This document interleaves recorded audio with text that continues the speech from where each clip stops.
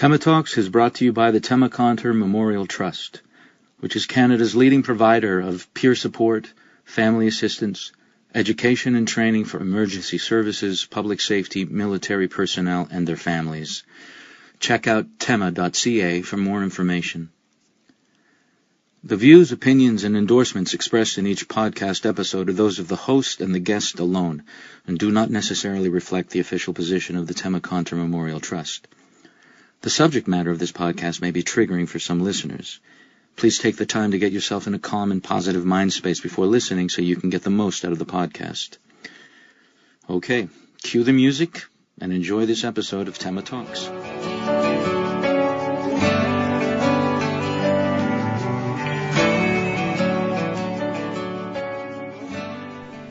Hello people, and welcome to episode 14 of Tema Talks. This is the 6th episode out in June for PTSD Awareness Month, so thanks to everybody who has come along on this journey for this month. I really appreciate you being with me. Don't have much to rant about this episode, so I'll just touch on some things just to remind people. Let's support each other. Okay, we need to be inclusive. We need to support. We need to educate about this issue. It is okay to be diagnosed with post-traumatic stress disorder. It's okay. It's also okay not to be okay. Just remember that.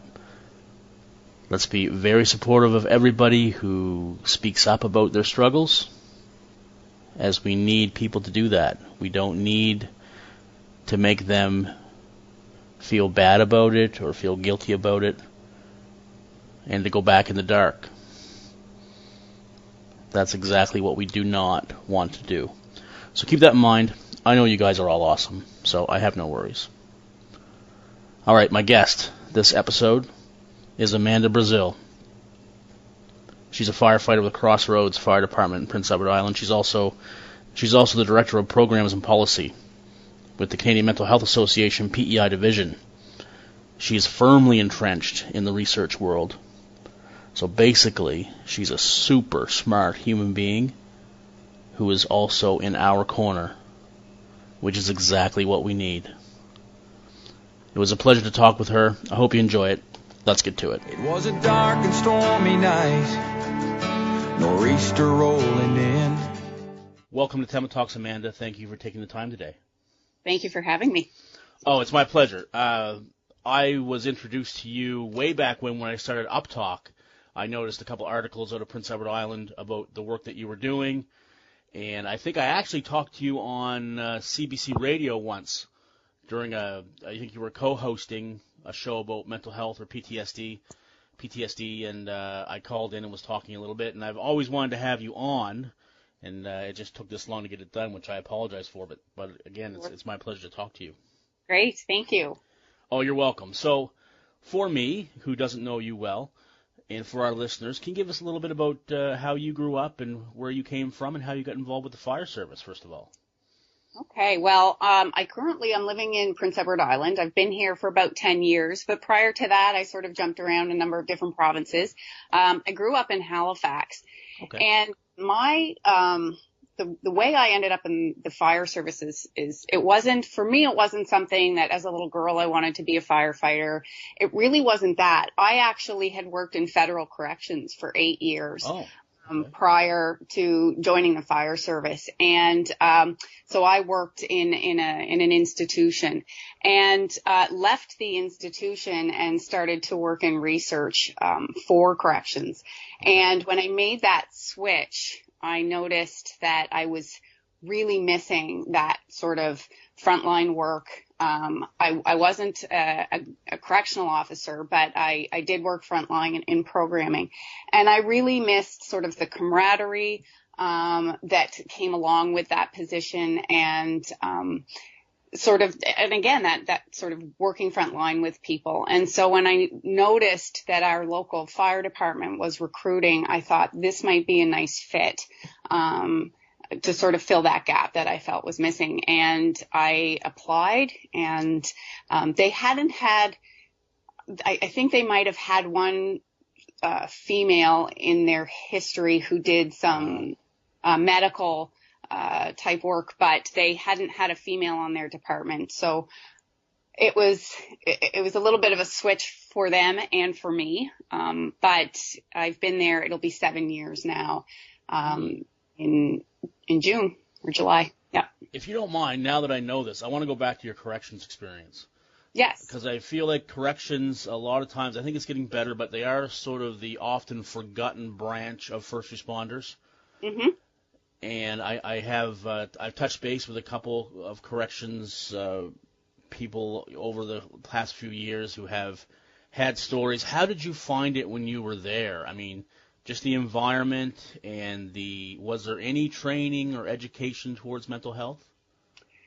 I worked in a women's facility, and the structure back at that time was a little bit different in terms of addressing sort of the female needs and the risk and that type of thing. So we relied a lot on that sort of dynamic security where we did a lot of talking. So relationship building, rapport building was what was going to solve more problems than, necessarily having to use of force. Now, obviously that had to happen there, but there was a real focus on sort of creating relationships and rapport to get where you needed to go.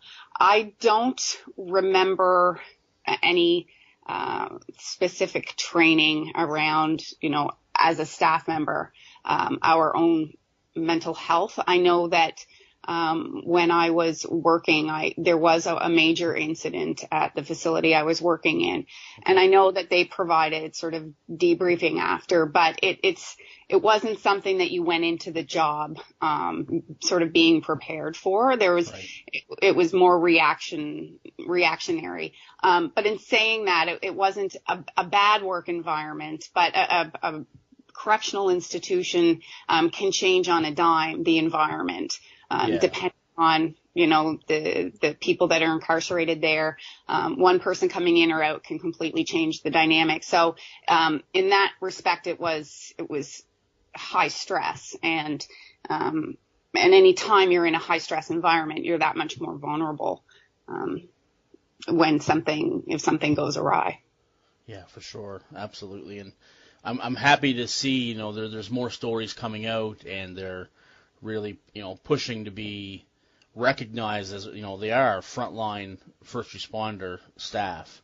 And, yes. And obviously they certainly should be recognized as that and should have all the same benefits, that the big three have, that police, fire, and ambulance have, Right. And because sometimes some of the incidents that go down are very traumatic, not just for the person that's directly involved, but there's a ripple effect through the rest of the institution and all the different people that are working within that institution. So absolutely. Yeah, for sure.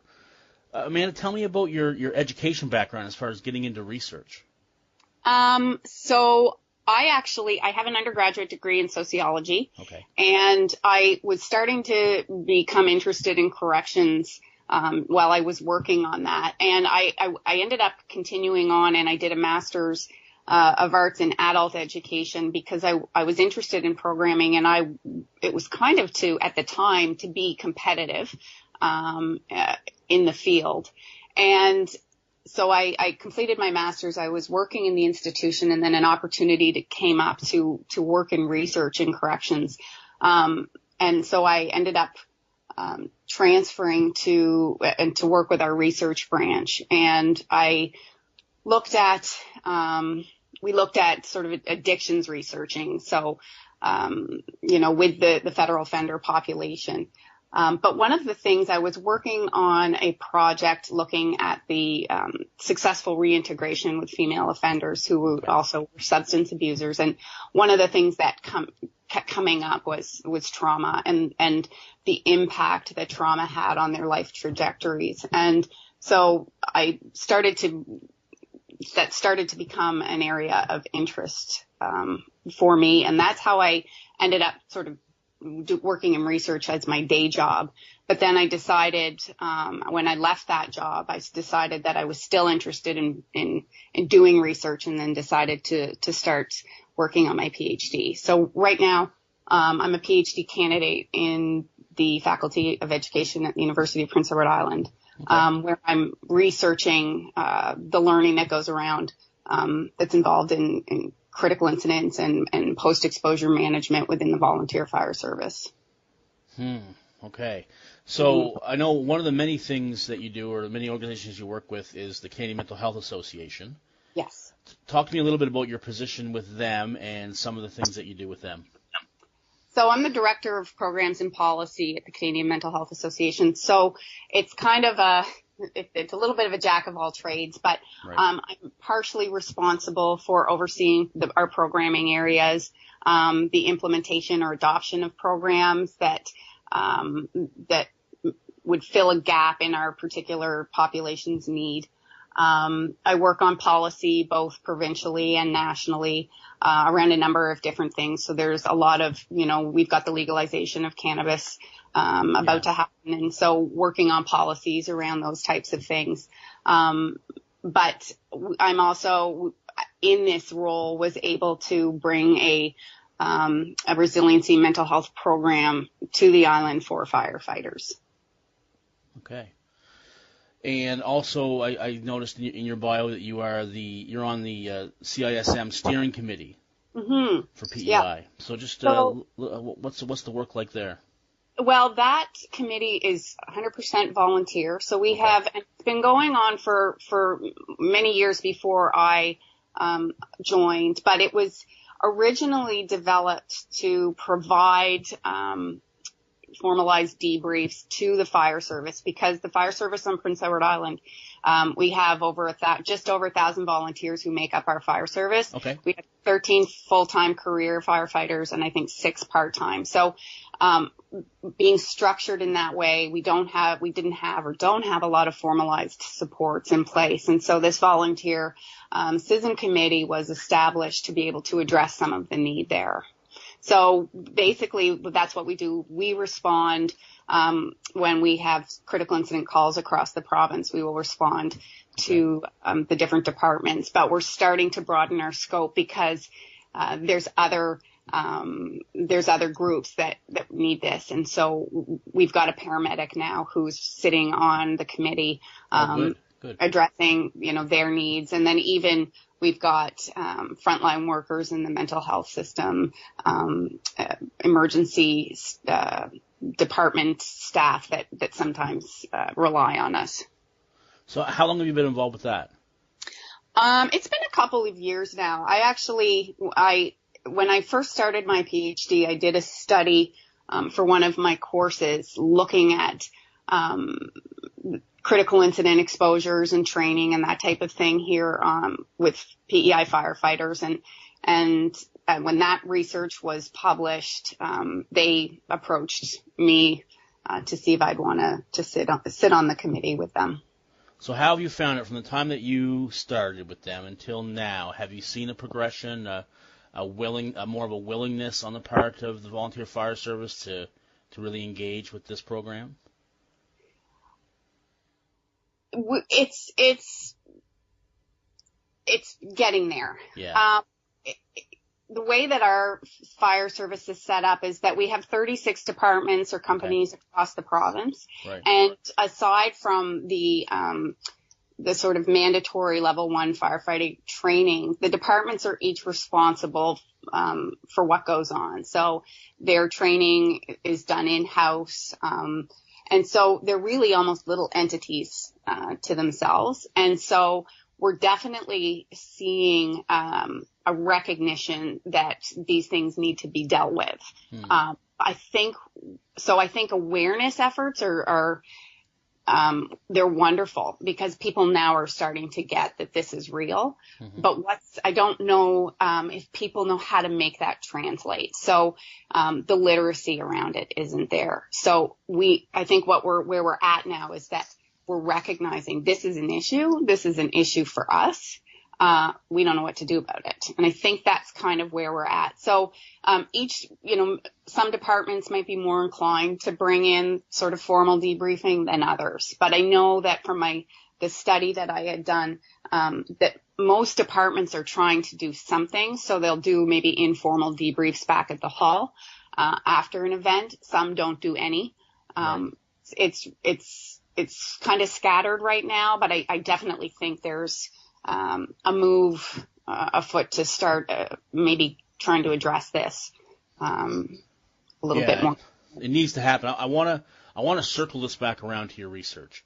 And here's my opinion, and I feel free, please, to shoot me down or however you feel. But here's what I feel, especially with the volunteer fire service, because I have a lot of background in that. That's how I started out.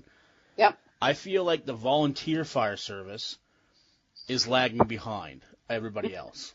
And I think there's a couple reasons for that. I think, firefighters in general have a super perception of being a superhero. You know, we all think of the firefighter running into burning buildings, carrying people out, breaking through windows. Like, they have this special armor, more, further and above other branches of EMS, I think. And I think that lends to more stigma within the volunteer fire service of not wanting to speak out, not wanting to seem quote-unquote weak. There's that, but there's also within the volunteer fire service, there's a money problem. There's a funding issue. The training and education budgets are often very tight, and I think that lends to the problem also. What is it you found through your research? I would agree with you. I think that there's still that idea that we wear this armor, but I mean, it's like saying to somebody, go walk in that water, but don't get wet, right? It's kind of, we have to get there to say, the reason we do this is because we care. So why wouldn't we be impacted? So I think there's that. And that also goes along with, it's still somewhat of a masculine culture. Right. It's, you go back to the early days and it was very much a brotherhood, and that's what you signed up for, and you suck it up. So, yes, I agree. And I also agree around funding. So if I look at the departments across my province, they have all different funding models and all different resources and all different levels of equipment that they're using, right? They're not all comparable. So you're absolutely right. Sometimes there's just no funding to take advantage of any educational opportunities.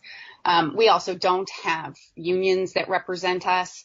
And unfortunately in the volunteer fire service, if you're not doing well, you leave, right? Yeah.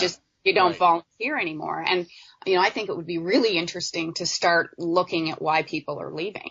That's interesting. Yeah. So it's not that you want to think that you're replaceable, but at the end of the day, you kind of are. They'll recruit new people. I also think that, the face of the volunteer fire service is changing as well. And so, we look across my province, we're really not fighting a whole lot of fires anymore. Right. We are primarily responding to motor vehicle accidents and medical calls. And so the work of, our work is changing. And so if you still have that sort of mentality that we need to be really tough and we go in and we kick doors down and we fight fires, we're not doing that anymore, but the mentality's not really changing. So now we're, cutting cars apart and pulling bodies out of cars and that type of thing. But with that same mentality that we need to suck this up. And so that's where I think some of the problem lies. And just also the lack of education. So if you look, we've got some stellar fire chiefs, out there, and I think that's part of the reason I got into this research and into this sort of focus is that I remember with my first sort of critical incident call, and for me it was critical. For other people, they were probably like, why are you?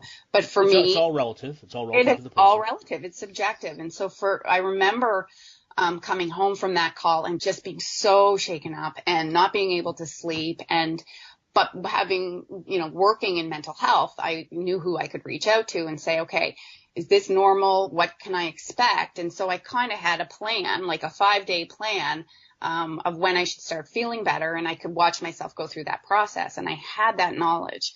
And then I started to think, well, other people don't have this knowledge. We've got some rural departments. We have lobster fishermen and farmers, and are they getting mental health knowledge? I'm really fortunate here that I can recognize and ask about what's going on, but do they? And a lot of the time, if you know what's going on with yourself, it makes it a lot easier to get through it, right? If you can say to yourself, what I'm feeling is normal, or maybe this isn't normal now. Right. That knowledge is power. And so, I think there's a lack of education, not at the fault of anybody, but this is part of being mentally prepared is just as important as being physically prepared, right? Mm-hmm. And that's never been a huge focus or a focus at all in the fire service. No, because the money goes to all the physical things, all the equipment. Absolutely. And the physical stuff, and it just gets left behind. The whole mental, emotional aspect gets left behind, because that's something you're supposed to look after. They expect you to look after that, I think, outside of that. They think that's your responsibility. Yeah. Go home and take care of that. Yeah, absolutely. Yeah. How do you think we're doing? What's the road we need to get on in order to make some of this stuff better? I think there's sort of a spectrum of services or interventions that need to be made available. So I think where we're at right now generally is that we're reacting, right? So, we had a bad call. Let's do a debrief. Let's check in with each other after. That's really important. But I think there needs to be some stuff done prior to. So, we've got new recruits coming in, and, veteran firefighters can tell their stories, but, we need to educate people as to, why do we react like this sometimes when we're exposed to trauma? How do other parts of our mental wellness and our stress levels contribute? What are some of the things we can expect to feel? What's normal? What's not?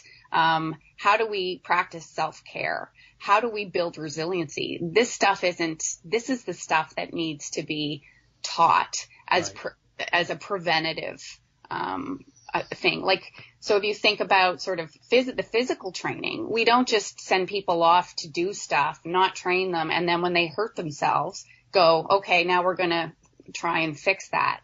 We teach them how to prevent or mitigate the impacts of some of the physical stuff they're going to be involved in. And then if they need assistance after, hopefully it won't be as severe. So these are the types of things we have to look at it along a spectrum, I think. Yeah, I think so. I think we're sort of, at first I think you're in a position where you're reacting to incidents and don't really have you're not really motivated at all to be proactive. You're not thinking about it. You don't even want to be proactive. It's not even on your radar. Yep. And then you get to a point where you're still reacting. You would love to be proactive, but have no idea how.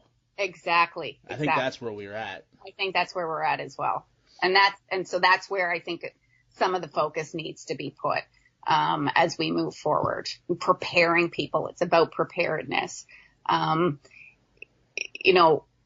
There's so many other things to worry about aside from the mental health that, it's easy to be pushed aside, but it's got to be sort of front and center, as well, because this is how we're going to keep our fire service healthy. This is how we're going to retain our firefighters. And in the volunteer service, it's getting harder and harder to recruit and retain members. So this is a way of keeping our people well and still active. For sure. Tell me about your work with Firewell. What's that all about? So Firewell is a large research project that's out of McMaster University, but it's a partnership. And so what we do is we have some academic researchers in the area of firefighter health, and they partner with firefighters who want to contribute to the research and other stakeholders. And so Firewell is, it's a group, and it's growing. It's always growing. So if there's any firefighters out there who are interested in being a firefighter research, they can connect with Firewell on their website. But it's about identifying how we can keep firefighters both mentally and physically healthy. And if they are injured, how we can get them back to work. So one of the things we're focusing on is looking at existing interventions and evaluating those, so that they will help to do just that, help to keep people safe or have them return to work. So it's a really interesting partnership because firefighters are part of it. The work that's being done is relevant, and it's relevant to firefighters as we move forward. So it sounds like it's for firefighters, led by firefighters. Led by firefighters and in partnership with academics. So you're really getting the best of both worlds. Yeah. Awesome. Yeah. So, Amanda, where do you see your research going? Where is it you would like to go with this? What are some of the things you would like to accomplish? What are your goals? It's funny. I right now I'm working on my dissertation, and what does that mean for the people like me? It's my final paper to finish this PhD. Okay. And what I'm looking at is I've interviewed volunteer firefighters here on the island to talk to them about how is it, because I know from the previous study that I did is that people were not learning about critical incident stress, about, that type of thing. It's not, there's no formal training around it. A handful of people might have received something in that area. So, but the thing is, we're learning something because we're dealing with it. And so that's what I'm trying to figure out. What are we learning? How are we learning it?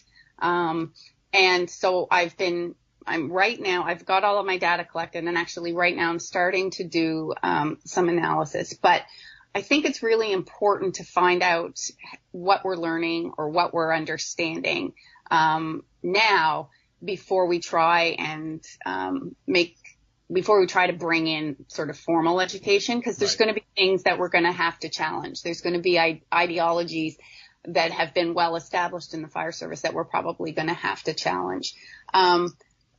Really, at the end of the day, my sole reason for doing research is so that some change can come from it. I don't want what I do to sort of sit on a shelf and say, there you go, you've completed this and you can go on your way. All I want is to see positive change and opportunity. I think we have an ethical obligation to firefighters, to volunteer firefighters, to make sure they know what they're getting into and how they can best handle it, and provide them with the supports. We don't know. I think one of the big things is we don't know what people are bringing to their job when they sign up to be a volunteer firefighter. So some people might be naturally more at risk because of the stuff that they're bringing with them. To me, it's a moral obligation. People understand the risks, and that we surround them in the supports and the knowledge they need to minimize the impact of those risks. Because at the end of the day, it's like when you respond to fire calls, it's playing Russian roulette.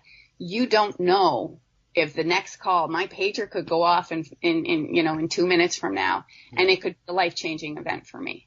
I don't know. Right? And so being as prepared as we can, for the mental part of it is just as important as being prepared, for that, being physically able to do the job. Yeah, for sure it is. I have a question actually I just thought of about critical incident stress management. What are your thoughts on the whole mandatory versus voluntary thing?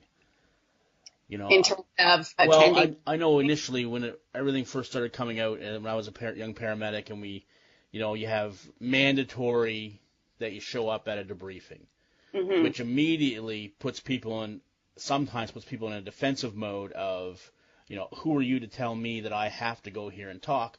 So just out of spite, I might go, but I'm not opening my mouth. Like, what are your thoughts around that? It's really interesting because if you look at the academic literature around critical incident stress debriefing, it's there's literature that says it's really effective. There's literature that might be like, oh, we're not sure. I think the reason that people are encouraged to go is because part of the process is to fill in the blanks for other people that have been at that traumatic call. So the more people that are there that can share their experience, it starts to fill in the blanks and complete the picture and help other people process. Right. But I think we also have to, this is where the knowledge comes in. It's funny because I think a lot of people think that debriefing is about, it's like a camaraderie thing. And sure, that's a secondary side to it, but there's processes that are involved, and there's reasons that it's done. And I think if people are educated as to why debriefings are done, what the outcome, how it can impact you, then they can make a better, a more educated decision as to whether or not they're going to go. It's scary for some people to think that they might have to say something about how they felt or how something impacted them, right? And so the more we can normalize that, we feel after this stuff, like that didn't feel good. That's really bothering me. I'm not, I can't get it off my mind. The more that we can talk about the impact, because a lot of the time you'll see people are good to tell stories, right? They'll tell stories of calls, but then they never tie it back to how it made them feel. And if we can start doing that and normalizing that it made me feel awful, I think you want to encourage people, but there could be people who have attended a call that it really didn't bother them. For whatever reason, that call didn't bother them. And also don't want to put people in a situation where they feel they should be feeling a certain way and not. Right. So it's okay to be okay. It's okay to be okay. Sometimes, there's that idea that people can grow as the result of traumatic events. And so I didn't really answer your question. No, you did. I think if I turn around back to my scenario of the defensive firefighter being forced to go to a debriefing, just from listening to you speak, I think that even if they go and they don't speak, the fact that they're there, they will benefit from it. I think so. They might pick up something. They might be sitting there and saying, it's worth it to make them go. Yeah, like what they could have, maybe in the back of their head they're saying, well, why wasn't this done? And then they find out during that debrief that actually that was done. Oh, okay. That makes me feel better. That makes more sense now. That makes sense. Yeah. So, I think whenever you come back together as a group, even if you don't have a CISM team coming in, I think that's a bit of the concern here is that the CISM team is brought in through the fire chief. Right. That to me, I'm a little bit about that because does it bring in sort of a disciplinary aspect to it? Like, you're looking for blame for an incident, or? I think it's more that if I am struggling and I really need a debrief, I might not want to let my chief know. Yeah. I might want my chief to think that I'm okay.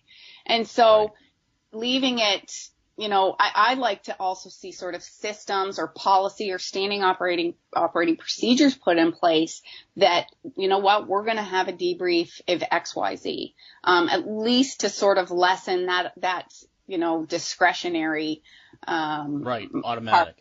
Yeah.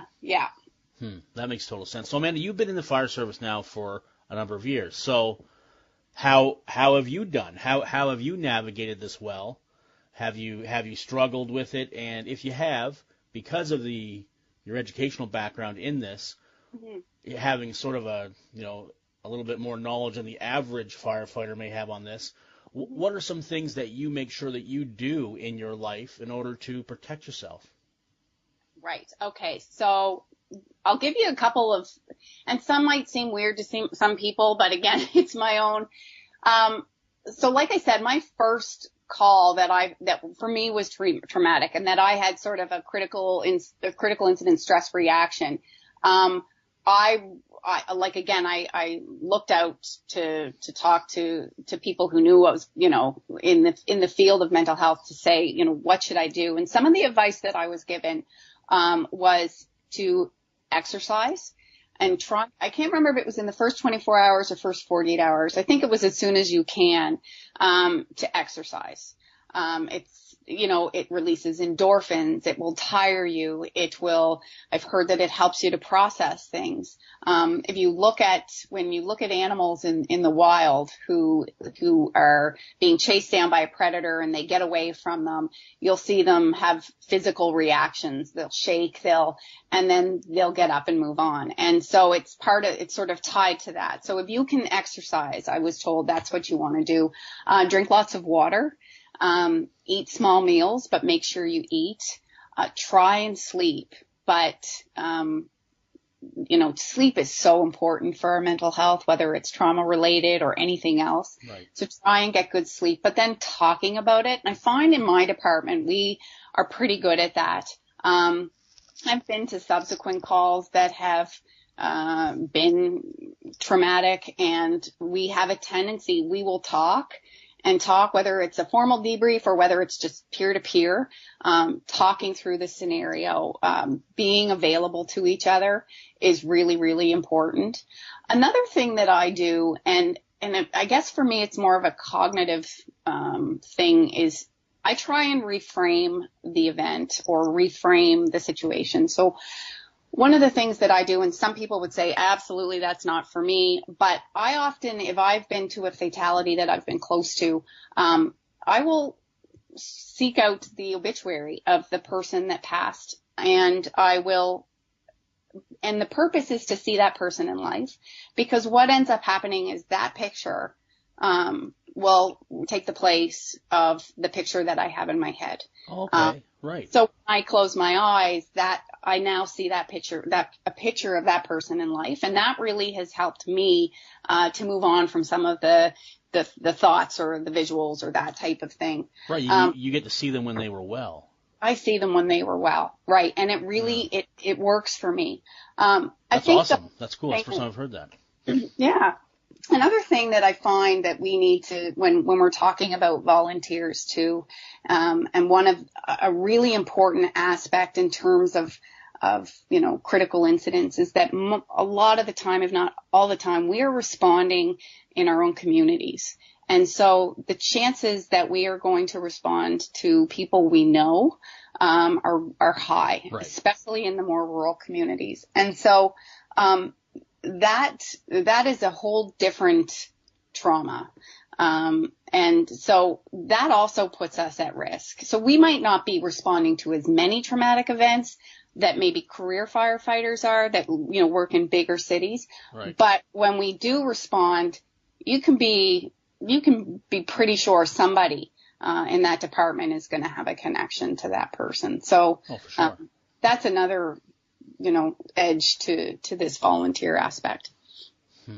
Yeah, it totally is. So with what you're doing, Amanda, and your passion for this and being in the fire department, yeah, how do you find you're received within that fire department from the other members? Because they all know that you are the, yes, you're sort of the expert in the fire department with, for this in PEI probably. So how do you find it? It's funny because it's like, we're going to talk about our feelings, but yeah. And so it's been good in that they know they have a resource. They're very lucky to have you. They're extremely lucky.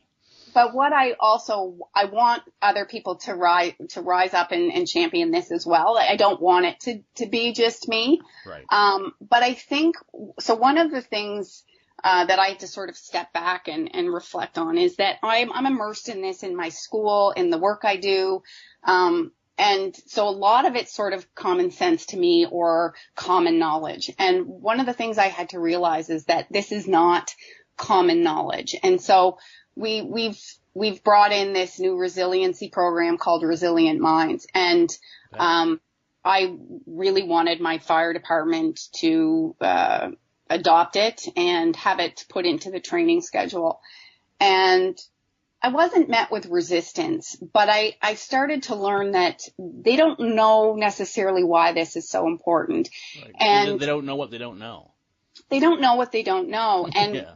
one of the things that's really important when you're doing any type of initiative like this, any type of change, that happens within that type of an organization, is that you really need buy-in from the leadership. Right. So if you look at the research around PTSD rates and risk factors and that type of thing, leadership within the department or the organization can be a protective factor or a risk factor. Uh-huh. So if you've got leaders that demonstrate or say, show that this is important to them and they provide that support, you have better outcomes for your members.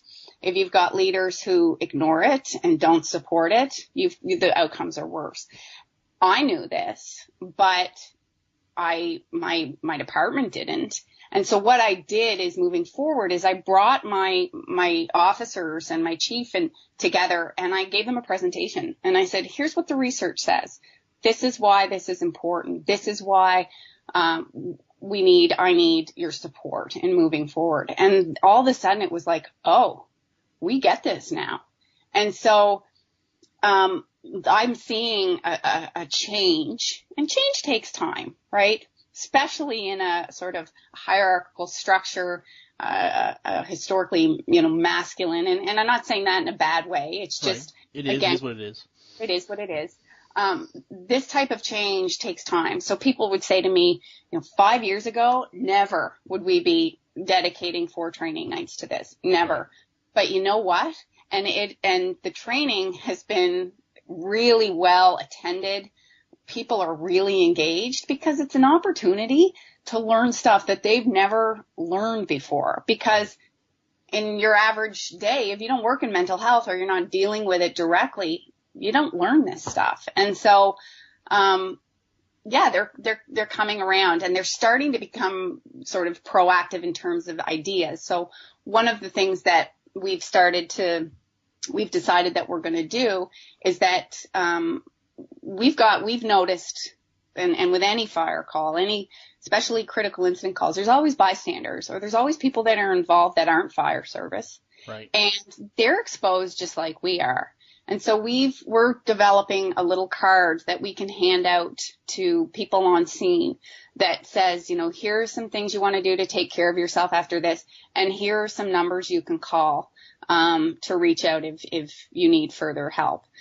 And we can hand those to people so that they also have a way to get help and know where to go should they be struggling with what they've witnessed. So these are ideas that are coming out as a result of learning about this and talking about this and how can we do things differently. That's awesome. Yeah, exciting. Yeah, that's great. I mean, you couldn't really ask for more than that. Mm-hmm. As long as you're moving forward. It's a great step. So, Amanda, I want to go through a couple points of contact for listeners. If they want to get in touch with or look up more about the Canadian Mental Health Association, where can they do that? They can go to our website it's the Canadian Mental Health PEI Division, okay. CMHA.pe.ca. Okay. My work contact information is there. If people are interested in research, some of the stuff that I'm doing or that I'm connected to, they can email me at abrazil@upei.ca. Perfect. And if they want to learn more about Firewell? Go to www.firewell.ca. There's a place there if they want to click on, if they're interested in becoming involved. We'd love to hear from you. And you can do that through the website, or you can also just send me a message. Wicked. All right, Amanda. So if there's anybody listening right now that is struggling at all, if they were in front of you, what would you say to them? Oh my goodness. I would say that you are not alone. There's times when you might feel that you are, but you are absolutely not alone, and that recovery is possible. That if you reach out, the sooner you reach out, the better it's going to be, and that if you reach out, things will start to change for you, and that there's a community of people that are feeling and have gone through the same things that you have, and that you've got this. We've got this together. Yeah. Wicked. Awesome. Well said. Thank you, Amanda. Well, I want to thank you for the work that you're doing. I think it's integral to trying to piece this puzzle together. We need people like you that are actually are doing the work of first responders, but also have that other passion for research and have the academic minds and passion to really bring the science into it to try to move us forward. It's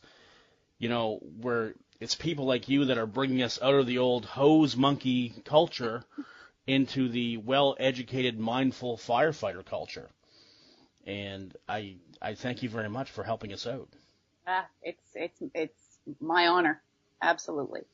Awesome. Amanda, hopefully I'll get to see you soon, maybe at some conferences or some other get-togethers. I know Breaking Barriers happens in PEI every year. Yes. A great symposium put on by Tara Vazel. Would love to see you there, as well as some of your firefighters. Yeah. But if there's anything we can do for you, please let us know if you have anything else going on or any events going on. But until then, please keep doing what you're doing and take care of yourself and those that you care about and your fellow firefighters. Thank you. And you, Sean, you keep doing what you're doing. It's amazing. I will. Thank you. We all have more work to do. Absolutely. Thanks, Amanda. Now my shift is finally over. I gotta deal with what's mine. A huge thank you to Amanda for coming on the podcast and for taking the time. She's amazing. So I hope you enjoyed our chat. I loved it. Little update from Amanda. You may have seen in the news, firefighters in the Metro Fire Prevention group in Prince Edward Island, which consists of Charlottetown, Crossroads, and North River Fire Departments, they're now going to be giving out cards to bystanders at scenes of accidents or other incidents. And on these cards will be tips and help numbers to help these bystanders if they experience issues after these incidents. We've all been there. We show up, we roll up to these scenes. There are lots of bystanders around. Some of them are really heavily involved helping out with the scene before we get there and while we're there and after we're gone. So this is awesome. This is a great initiative. I would challenge all first response agencies to follow suit. This is awesome. So thank you, Amanda, for that update. Again, a reminder of the Help Our Heroes charity golf tournament on September 29th at Granite Springs Golf Course in Halifax. If you're a first responder and you like to golf, we have a spot for you. Our foursome is short one, so we need someone to fill that out. All you have to do is email me at tematalks@tema.ca, attach a screenshot of you following us on Facebook, Twitter, or Instagram. Tell me how you take care of your mental wellness, and also let me know what your favorite episode of Tema Talks has been, or Old Up Talk podcast, what your favorite episode is, and why. That's it. It's easy. Okay, it shouldn't take you any time at all. If you are unsure how to do it, just find an 8 or 9-year-old these days, and they'll be able to whip that up in about 2 minutes. Okay? So, should be no problem. If you want to golf, just reach out. On August 1st, we'll draw names from the people that email, and that person, all they have to do is get themselves to the golf course and bring their gear, and they'll enjoy an awesome day golfing with myself, Kevin Davison, and David Wilson at this awesome event organized by Bobby McKenzie. All proceeds going to the Tema Contra Memorial Trust. It's going to be awesome. Okay. Other than that, our Facebook page contest still rolls along. We're up over 800. So keep sharing the page. Like the page if you haven't yet. Have a look at it. And as soon as we get to 1,000, we'll draw names for 5 Tema swag bags, which will be great. Okay. Well, guys, you're going to hear from me in another few days. So until then, Take care of yourself and each other. More love, less judgment. 'Cause we ain't superheroes, we're just ordinary people trying to make a difference, and the first on every scene. And it's a heavy, heavy burden to carry all this hurting when you can't unsee the things you've seen. It keeps going on. When those sirens are gone, it keeps going on. When those sirens are gone.